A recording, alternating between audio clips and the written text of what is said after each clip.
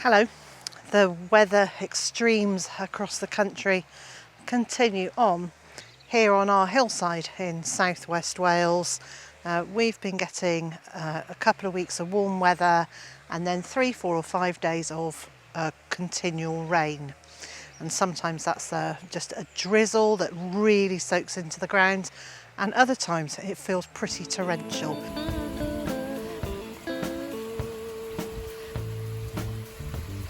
But nonetheless, we are getting a good amount of rain. Elsewhere in the country, I know the picture's not quite the same. And I've been chatting with my friend Jeff over at Byther Farm about the impacts of the incredibly dry summer that he's been experiencing.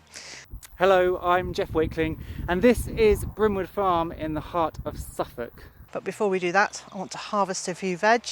I've started batch cooking so that I can freeze meals for the winter when I don't feel up to cooking.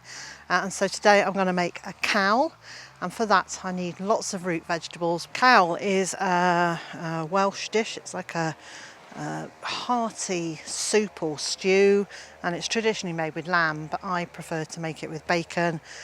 And I've been really lucky that we've had enough moisture in the ground to produce some really good vegetables. But that's not the case everywhere, and so here's Jeff from Byther Farm to talk us through some of the lessons that he's learnt this summer. I run a mixed farm and we're in year 1, so 2021 was our test year and 2022 was our year 1 of starting the farm. As you can imagine, it's been hugely challenging, and as you can see from around me, we have had the worst drought in 50 years, and in fact July had the least rainfall it's ever had since records began in 1876. Now that is tough. In July we had 9.6 centimetres of rain, which was enough to make this garden grow nicely, really establish some plants and give us some really good harvests. So the first major consideration is the access to water. Now I'm running our farm in a sustainable regenerative way, which means I want to use as much natural water as possible. Now I actually have no access to mains water. I was very lucky to inherit 37 acres from my parents, but with no water it's very difficult. So we use rain capture systems on as many of roofs and downpipes as possible, and I also have a couple of natural ponds, and I use a battery powered flood pump and also a solar powered pump to take some water from these natural ponds across to the market garden. However, if you just come with me, I will show you the state of the ponds. Down we go. And here we have the marginal pond, and here we have the pond. As you can see, there's nothing left. There's no water. I never want to fully pump out the pond because it's really important for us that there is a pond for wildlife. So I stopped pumping water out, you know, while there was a good bit of water still in here, but the drought has caused just the entire pond to dry up. Now sadly, I do think this is a sign of things to come. We're going to get more spikes in this extreme climate, and here in Suffolk anyway we don't get a vast amount of rainfall, and I think this may be kind of a common occurrence.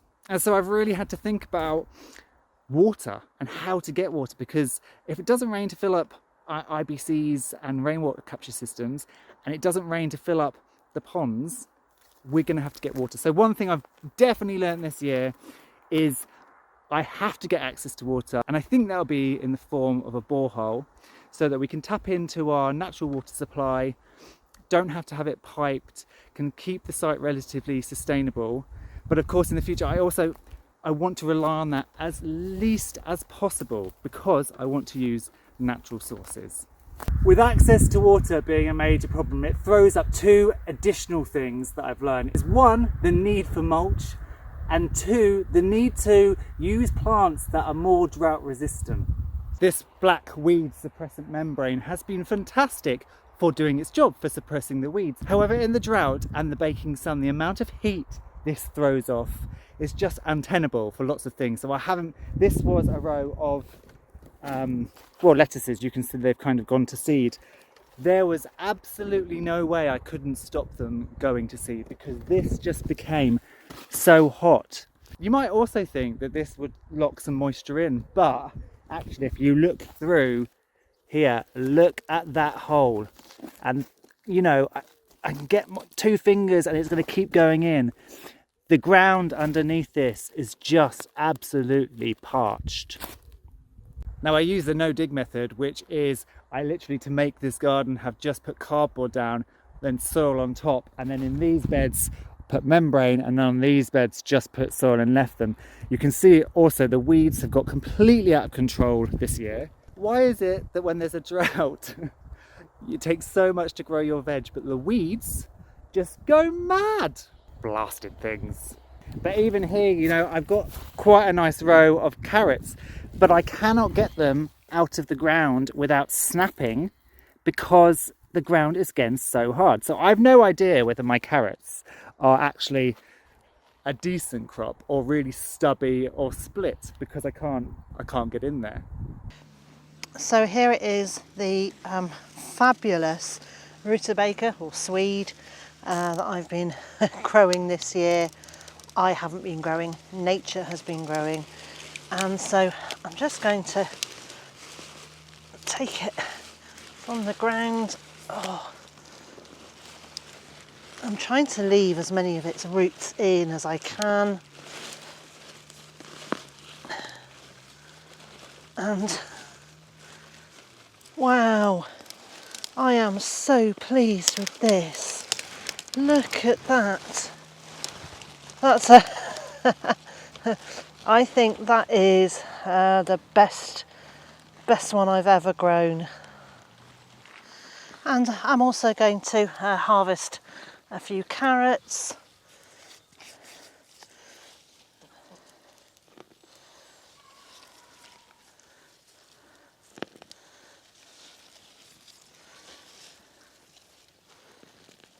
And to harvest these, I'm pushing down on them first before I lift them, and that kind of releases them from the soil. Pushing down and then lifting. This is a variety called Autumn King. Very pleased with these. So there's my swede or rutabaga. I've given all the leaves to the ducks. Is that lovely? Is it? Oh boy, yes. The leaves from the carrots, I'm not going to make a pesto or anything from them, although you could. I'm going to add these into the compost heap. So really a takeaway is that next year, even on this weed suppressant membrane, I should mulch around the plants so that when things are watered, when rain does occur, it helps lock moisture into the ground. Now mulching, obviously it comes with its own issues as well, because it can be the perfect place for bugs, slugs, snails and stuff to hide. And this year we've had a terrible flea beetle, which has also eradicated things. But with my sheep, I have found that using wool works really well. So some of my bigger courgette plants here have got wool around the base, and this stops the slugs and snails and also helps lock in some of that crucial moisture, so I can reduce my need to water and my reliance on needing rain. In the beds that are open for carrots and radishes, which were here, and again you can see the vast cracks in the ground, again, it will be really important to mulch, to lock in as much moisture as possible. And then on the other side of things is using plants and growing things that don't require as much water. So you can see here that actually my onions have done pretty well. And I put that down to the fact that they were started in January. So actually by the time you get to the heat of summer, they're done. They're just happy to sit in the ground, bulb up and then die. And the same is to be said with the garlic. The garlic went in January. They had those cooler, wetter parts of the year to grow when the heat and the sun wasn't baking away the moisture. And so they've actually done really, really well. The same can be said for the beets, which I really haven't watered at all. And they, again, are quite happy just sat in the ground, waiting for you to come along and pull them up. They will go very limp in the height of the sun, but these leaves very quickly perk back up, as you can see, today on a slightly cooler day.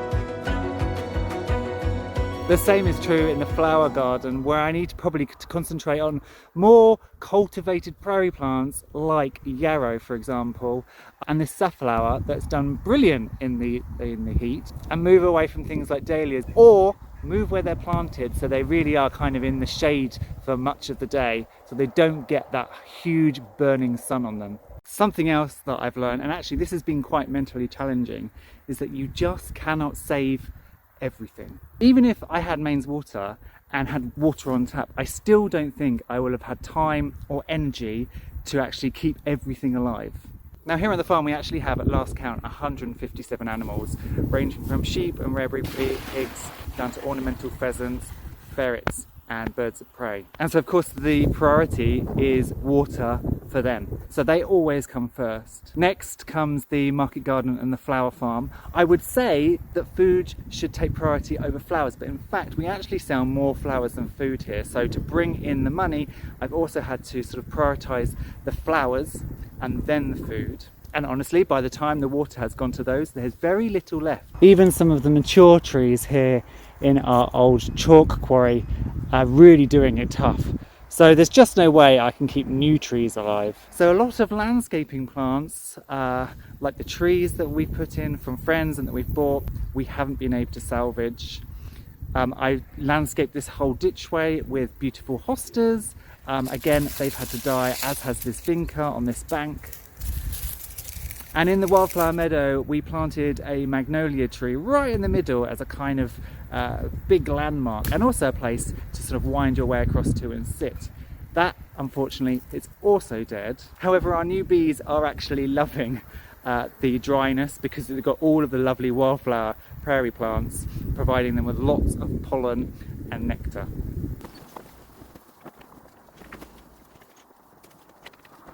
I am very new to growing in a polytunnel, and in fact this is my first full season growing in a poly. And the drought and the heat has taught me several things. The first of which is pollen, when it gets to a certain temperature, really reduces in viability, and so you don't get as many fruit.